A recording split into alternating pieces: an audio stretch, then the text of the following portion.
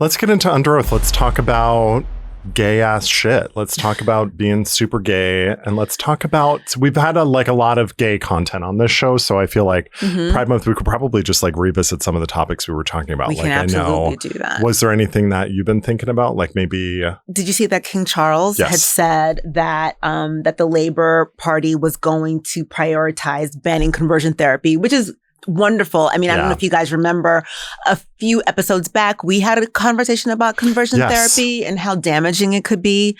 I mean, good for the UK. The one thing I will sort of just randomly ask is, like I was just saying to you before, is that I didn't realize that the king could comment on things like that. I thought they were just figureheads, but he clearly is. I think we're in like old rules, new rules. Okay. He's getting involved. But I do think they're supposed to be figureheads. They are. And like, they don't govern. Then they don't get involved. In politics, normally. And I mean, that's everything I learned from The Crown. Is basically she was like, I'm not going to tell you what to do, but you're fucking up. Was basically like what was the message, right? Sure.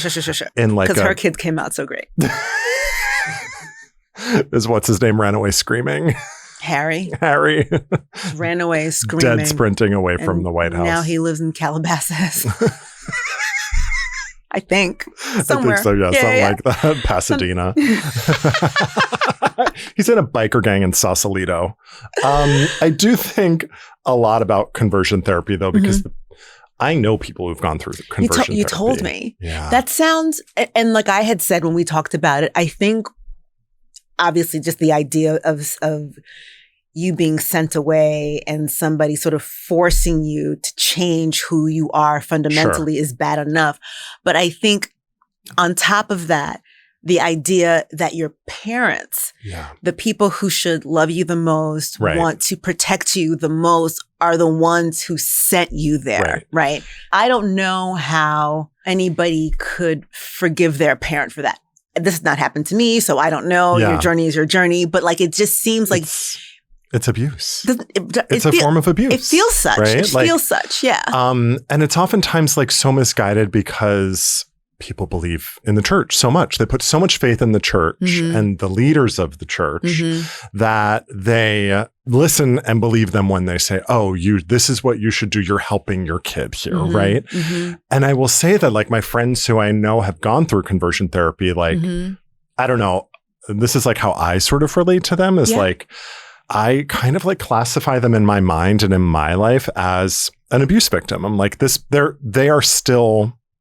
still have issues. Of course. Right now, like as 40-year-olds. Do you feel as though for the people that you know who have gone through it, do they recover, do you feel like? Or do you think that is for the rest of their lives that they're going to be sort of like fighting uphill against this thing that happened to them? I mean, I don't know. I will say that like from just the few folks that I know, not painting with a broom here, I will say a couple people that I know, from my perspective, their relationship to their sexuality is a little bit more complicated than mine. It seems like they maybe struggled more with coming out, struggled more with like, in order to love someone, RuPaul says this, it's so cliche, but like in order to love someone, you also have to love yourself. And so I think when you enter into a relationship, regardless of your sexual orientation, you are like, it's a reflection of you and how much you care about yourself, right? It takes two to tango in any marriage and any relationship. It takes two to kind of, and there are a million different kinds of relationships and a whole constellation of them. But I think with my friends who have gone through conversion therapy, I notice that maybe their relationships are a little bit more complicated than maybe mine is, but that's as an outsider, right? Yeah. And that's me kind of, I guess, passing a little bit of judgment or projecting maybe onto them. But I will say what's undeniable is the long-term effects. In law school, I dated a guy who had gone through conversion therapy. I went to law school in the South. Was he Southern? He was Southern. Okay. And there were more gay men in the South who had gone through conversion therapy. It's not it's not non-existent in the North, but I hear you. No, I get you. It's much bigger in the South. The South tends to be a much more conservative place. Obviously, not everybody in the South is conservative, but it tends to be very conservative. And it's also very like a church-driven community. Mm-hmm. It's much more prominent there. I think, at least where I grew up, I was like, what do you mean? Mm-hmm. What do you mean the pastor told you what to do? Mm-hmm. It's like, we don't listen to him. Mm-hmm. So yeah, that was sort of my relationship with those folks. And I guess with him, it was... I don't know what I want to say. It was not very long-lived, I think is what I'll probably say. The relationship. Yeah. It wasn't very long. Do you think it was because he was still grappling with what he had gone through, or do you think it just didn't work? I don't want to talk directly about him, but I will say generally, the men I dated in the South in 2011 were more at odds with their sexual orientation than I was at that age. I was 22, 23. I had figured it out years ago. This was a non-issue. My parents didn't make a big deal out of it. They were like, cool, sounds good. Like, be careful, protect yourself. Also, all the rules that apply to your sister still apply to you. Sure. Like, you don't get a hall pass because you're gay. You know what I mean? We're like also not tolerating any bullshit, by the way. Yeah. And that was like you still have to do your homework. Yeah, that was kind of it. Yeah, you can't call in gay to school. So...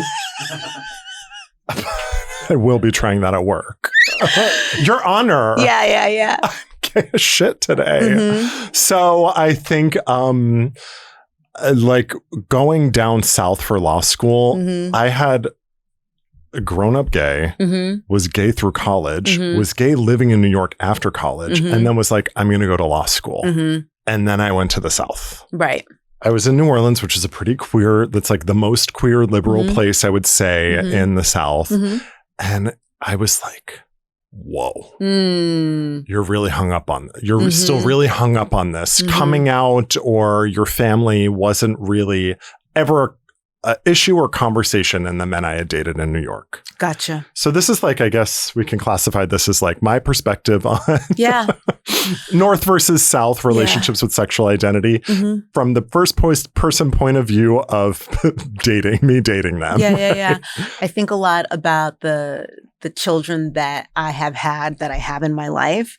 And I can't imagine doing something like that to my kid. Yeah. Do you know what I mean? Because what I want, what I would want for, I mean, I want this kind of for everybody, right? But like, people are so much better, I think, at life when they are their authentic self. Yeah. Right. And when you spend a good amount of time fighting against who you are, the rest of it kind of falls apart. Because do you know what I mean? Because you're spending your whole life fighting yourself. Correct. There's plenty of shit to fight in the world. That's right. And that's right. Internal conflict? Yes. And honey. The internal conflict that has been brought on by the people who should be guiding you. Yes. By the people who should love you the most, right? Yeah. Because if you know, I can have an inner conflict about something that has nothing to do with my folks, right? But if it did, it compounds the problem. Right. Like I fight all day for work, but then when I come home, I'm like, look at this bad bitch in the mirror. Look at her. You know, like she's that girl, face 10, body T. Right. It makes me think about like, I guess like kids who identify as transgender. It's a very fraught, hot topic in America, right? We've got constant attacks on access to hormone blockers, puberty blockers, access to trans healthcare. I mean, even in New York, this isn't like a battleground state. This is like in Manhattan. NYU Langone is no longer giving gender affirming care to minors. And so I think, and I want to like clarify because I think, you know, people listening to this show might be like, oh, well, kids shouldn't be getting surgery or we shouldn't be, you know, and I want to clarify when we say gender affirming care for minors, we're talking about puberty blockers, which are a medication that's been around for decades. They give it to people with hormone disorders. It like was not being used for trans youth for a long time. So it's a very safe drug protocol from everything I've read on it. Basically what it does is it pauses puberty because what basically happens is you go through puberty, especially if you were born a cis man, and it develops a lot of very masculine traits. Sure. Like you get an Adam's apple, Yep. your voice gets Your voice really changes, deep, yep, you hair, get a beard. body, yep. Yes. And so what it does is it basically like smashes the pause button on puberty so that you can figure out what's going on, right? Or until you're 18 and you're like, yes, I do indeed want gender affirming care. And it's like not a decision made lightly. Like there's usually therapists involved. Of course, right. There's psychiatrists involved. It's not like kids are sure, why not? after school. There are a group of kids are walking over to the clinic. It's not like buying a bag of Skittles. Yeah, right. And that's the other thing. The second you go off puberty blockers, you go through puberty. That was going to be my next question. Is that if you were to come to a conclusion that you no longer wish to be on it, you proceed through puberty. Puberty. Exactly. Right? And so I think the risk is really low here. And it's similar to like abortion care where Republicans make it seem like getting an abortion is the red wedding where you're just getting like, and it's not like that at all. No, it isn't. And I want to call out, I think there are some really interesting experts who talk in this space. I'd love to have them on the show, but kids who identify as trans, who understand that they are on the gender spectrum or not the sex they were assigned at birth, are oftentimes like much more self-aware and understand themselves better than other kids. And so to just like not listen to that or like not do anything about that. Or to try and sort of stamp down on that, right? Yeah. Especially even gay kids, not even trans kids, that when they believe something about themselves and they say it, right? When I was 14, figuring out I was gay, it's like, I don't know. I think people assume because they're kids that we should take it lightly or that it's just a phase or that they'll move on. I think that at the contrary, right? Yeah. Like you should really believe your child when they say something. And I think the other thing I would imagine, because I want that, right? For KP or my cousins and stuff. Please feel free, like you can come to me with anything, right? And that whatever it is, and I will help guide you through it or help you figure it out or be supportive. Even like I say this to KP all the time. Like I used to always feel like if there's something going on, I want you to tell me. Yeah. I might be mad, right? I might be mad, but I love you enough to just want to help you figure it out, right? But yeah, am I going to be pissed off? Maybe. Yeah. But like not in a way to ever make you feel like there's no love. Yeah. Like that's the thing. Yeah. And that's what, I mean, I think just generally the world is full of a lot of angry, frustrated people for a lot of different reasons. Yeah. And I think that had they been permitted to be who they were, and it's a spectrum of things, right? To go into a field that they were really interested in, study what they wanted to in school, love who they love, whatever it is, then the world would just be a better place. And I know that sounds a little bit like rose-colored glasses, but like there is something to that, right? There's definitely something to it. I mean, and I've had like a complicated relationship with like my own sexuality and identity, like as I've gotten older, and I had a really tough time relating to like other gay people. Like it was really hard for me to make friends with gay people. Why do you think that is? I worked at a gay bar when I was really young. I was like 18, 19, and I was, I think, a little too young to be working at a gay bar. And so I was put in a lot of situations where I learned a lot, maybe at too young of an age. Okay. I was, I saw too much. Sure. No, I hear you. So you were this young, impressionable young man. And I was seeing like older 30, 40-year-old men being gay, which is like great. Do your thing. But I was maybe like the youngest person there. And I had to really be like protective of my like peace when I was working. Are you saying that in hindsight, looking back at the 18? At the time I was like, this is tough. This is a tough gig. Okay. And so for a long time after that, I think I assumed that that's what queer spaces were. That was queer community. And I was experiencing it as like so young in a space where it really was quite a licentious space, right? Like everyone was there to like party and have fun. And I was like this young guy. Yeah.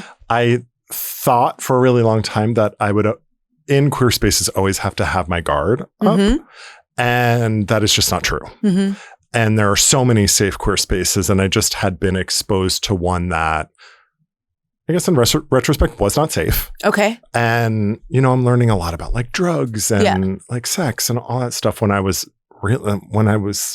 still a teenager. Mm-hmm. You know, I was over 18, so I could work at the bar. Right. But I was like learning a lot really fast. Sure. And like, I remember I called, I had like this one friend, he was a waiter. We were really good friends. We got super close and we would go drinking like all night after work, and he didn't come into work the next day. Mm-hmm. And I was calling him and like, it's a big bar restaurant. I've got to cover the whole thing. Mm-hmm. And he called me back like hours later. He was in rehab because he had gone on like a crazy coke bender the night before. Okay. Meanwhile, I'm 19. I'm like, oh yeah, we're staying up all night. Yeah. I'm like, I don't have to sleep. Mm-hmm. I'm good. Mm-hmm. I wasn't even doing any drugs. Right. I was just like, oh, I could just stay up all night. 3 days, no sleep. Yeah. I'm good. Yeah. No, he was on drugs. Okay. And so it was like experiences like that where I'm looking back. So you know what? Sorry. So he was able to stay up for an extended amount of time while on drugs, but you were not and were able to stay up. Yes. And you know what? I probably could do it today. You couldn't. Could you really? I could probably stay up for like 2 days. If I was having a good time, lots of friends around. Yeah. I could never. But so like circling back to it, like I recently not recently, but in the past, you know, few years, I really have had time and space to, and really a need and desire post-pandemic to have queer safe spaces that I can go to. Mm-hmm. Do you think you found those places? Hell yeah. Okay. And like, that is like a message I want, you know, the young baby gays listening that follow me on TikTok to know, is that like, it's going to take you time. Maybe don't wait until you're 38 to try a second time to like find queer community and friendship, but it's out there. Like, keep looking, like it will find you, you will find it, and don't like close yourself off to that so quickly, because that's what I did. And I wish I had it sooner. I think it would have really helped me because now I feel like so great now that I have it. Why do you think that it took you this long? Like, was it that first experience in working in this bar where you felt like you were overexposed to something or a certain kind of population of person? Or is it just, you were just, eventually it took you a longer time to learn about who you were? I think it was like, I opted out. Okay. I think I opted out really quickly, where I was like, this isn't for me. I'm out. Like, I was a little traumatized. Okay. And I just never really, it's like when you drink too much tequila and you're like, I'm never drinking tequila again. Until the next time that you do. Until you're stuck on the Hantavirus cruise and you're like, you know what, let me have a margarita. And then you're like, oh, this is actually pretty good. Right. You know, it's kind of like that, where I was like, oh, wow, I haven't had this in a really long time. Let me experience it. And I also think I'm married now. I'm old as shit. I'm bald. Like, guys aren't like throwing themselves at me. Like, it's a little less stressful to be in a gay space. I can truly find friendship rather than like a cruisy experience. Right. Yeah. Okay. You see what I mean? That I can see. I mean, there is a certain freedom that I think that you acquire as you age. Yeah. I definitely feel that. Yeah. Taraji P. Henson was talking to somebody, and she said that she really feels like women especially are born with a certain amount of fucks to give. Yeah. Right? And then, I saw this. Did you see this? And then she was like, by the time you're 50, you've run out of fucks. Run out. And I definitely feel like that, right? Like, I feel like I don't, now I don't say, no, I don't want to do this because I can't. I don't want to go.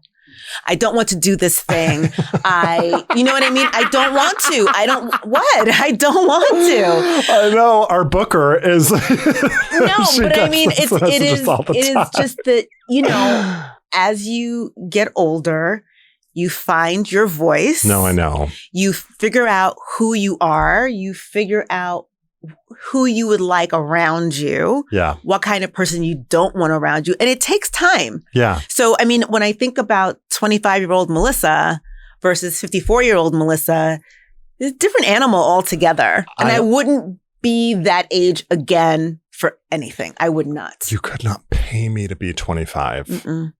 Even though I had that really good skin. No, it's not worth it. The skin was glorious. I mean, your skin is snatched. No, not like 25. And I was fatter, so the fat was keeping my face fresh. Oh, a fat face is a wrinkle-free face. It's it really beautiful. is. It's beautiful. It really is. I'm not even kidding. No, me either. That's why you see, sometimes you see people who have lost a lot of weight and you're like, wow, they look really old. It's because, Michael, I'm serious. It's really, really true. It's like, oh, what happened to so-and-so? I'm and not then you're laughing like, because you're wrong. You're like, oh, wow, what happened to so-and-so? And you're like, oh, they just lost 50 pounds. That'll do it. I have a friend. She's, her mantra is, that doesn't work for me. That's what she says to everyone. No excuse. Mm-hmm. Oh, you want it? That doesn't work for me. Nope. And that's it. Mm-hmm. And it's honestly great. And when she says it to me, I'm like, great. Okay. I'm going to move on to the next person. Right. You know, like, right. And it's great. Or when she says yes, it's like, cool. Yeah. I love that. No is a complete sentence. I think you avoid being around people who make you feel like shit. This is like creating a safe space. Yes. That's what I think. I mean, and I know I keep on talking about KP a lot, but she was the kid in my life, right? As she was growing up and becoming a young woman, one of the things that I said to her was, you get to choose who is in your space. Yes. You get to choose the things that you do, the things that you don't do, what works for you. And that is friends, sexual partners, things at work, right? Nobody is permitted to abuse you. Yeah. And I think that it took me as a young woman a really long time to learn that, because nobody told me those things, right? Like I grew up in a household where you did what the teacher said. You did what your parents said. You didn't ask questions. There was never an opportunity where you could be sick and not go to school. Do you know what I mean? Like, I can't remember. My brother we were talking about this the other day, and my brother was remembering the time that my mom sent him to school with the chicken pox. Go. My mom sent me to, and I think because for her, the immunologists in the comments, their fingers are on fire. Because I think, God. I mean, and I'll say this, he didn't go with the full breakout, right? But there was like a suspicious spot, and she probably should have had it checked out, and she didn't, and then he got sick in school. What was it, the 90s? Joey, 80s. It's the 80s. Yeah. It was a different time, guys. You know, and I remember she sent me, I'll never forget this, she sent me to school. I said to her, Mom, I don't feel good. Melissa, you go into school. Okay. I went to school, proceeded to get violently ill in school. The nurse called my mother, who did not want to come pick me up. And I will never forget it. She said to my mother, Mrs. Malebranche, Melissa is shivering. Melissa has been up and down to the bathroom at least 3 times. You must come and get Melissa. You must come and get Melissa. When I tell you my mom came pissed at me. Pissed at me. So again, and I say this to say, you did not ask questions. Yeah. You didn't ask questions, right? So really interrogate. Yes. So that's what I'm saying is that, I mean, I know it's hard when you're a kid, you're sick or whatever, but like this idea of you are allowed to question people. Why do you want me to do this thing with you? But also question yourself and whether this works for you. Like I think about... Does it feel good? I keep circling back to, and I'm 38 and I'm still learning. I'm like, Michael, this person has told you who they are. You need to believe them. Stop reaching out to hang out with this person when you know this is what they're like, or like this is how they behave, or that they never text back, or whatever it is, or that when you really needed them, they weren't there for you. Like a lot of it is like, they say boundaries start within, right? You set the boundaries, but you also have to maintain them. You do. And so a lot of times when people are like, there are no boundaries in my life, it's like that is partly your fault. You have to figure it out and set them. And I think that it's very different for young boys and men. Yeah. I think young girls and women we are taught to be nice. And I was taught to ask for what you need. So much so that Michael and I have had conversations where I'm like, I don't think I could ask for that. And you were like, you need to approach this like a white gay man. Can we talk about this? Can we talk about this? Our booking fee. When Melissa and I get booked for something, we talk about it. And like, I am always like, this is in order for me to leave and go do this thing, this is my number. And Mélissa makes this face. If you're listening, she's big-eyed. She's so nervous right now because I'm actually very uncomfortable. You were raised to not talk about money and to not talk about salary, how much you make, what your value is in the marketplace. When I was like a young boy, I remember the men in my life talking about asking for raises or making more money or how to invest. And like, that was very much ingrained ever since I got my first job when I was in my early 20s, like my first salary job. It was like, you go ask for a raise as soon as you can. I will tell you this story. So I don't know how long ago this was, quite a long time ago. I had a boss who sort of up and left abruptly, and they didn't backfill their position for a really long time. Yeah. So I was basically handling everything. I did all this stuff, my job, their job, managing everything, keeping sort of the ship afloat. And at the end of that year, I got like a stellar review. Yeah, that's great. But they didn't offer me any additional money. Honey, Norma Ray, I would have unionized. So I went to the person that I was reporting to and I said, hey, this is my review. And I was so anxious to do it. But anyway, I went to this person and I said to them, I think I deserve a raise. And then she looked at me and she was like, you do. You absolutely do. I think I know who this was. And she said to me, I'm so glad that you asked me, because if you hadn't said anything, I wouldn't have given it to you. Yeah. And it upset me on a few different levels. Do you know what I mean? Because she's acknowledging that I deserved the bump in salary. But she's acknowledging that I had worked really hard, but did not feel like she could just give it to me, that I needed to ask for it. That still pisses me off. And it makes you think about all the people who didn't ask, who were in the same situation as you. Or for me, it made me think about, this person doesn't know what's going on at her own organization and maybe didn't even review these reviews for who deserves what discretionary increase, right? I will say, like, we'll button this up by saying, yes, I was raised to ask for more money.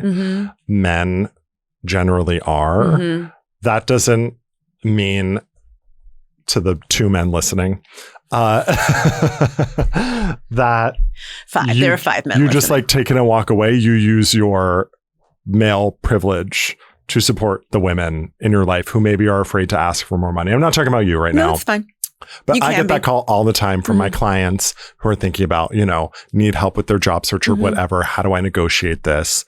Your responsibility as a ally to your female friends and the women in your life is to use that privilege to help close that wage gap. Yeah. Right? Yeah. Because no one is going to, even if you're a man, woman, whatever, no one's going to proactively close that wage gap. We have to ask for it to be closed, right? And we do. That onus isn't on women.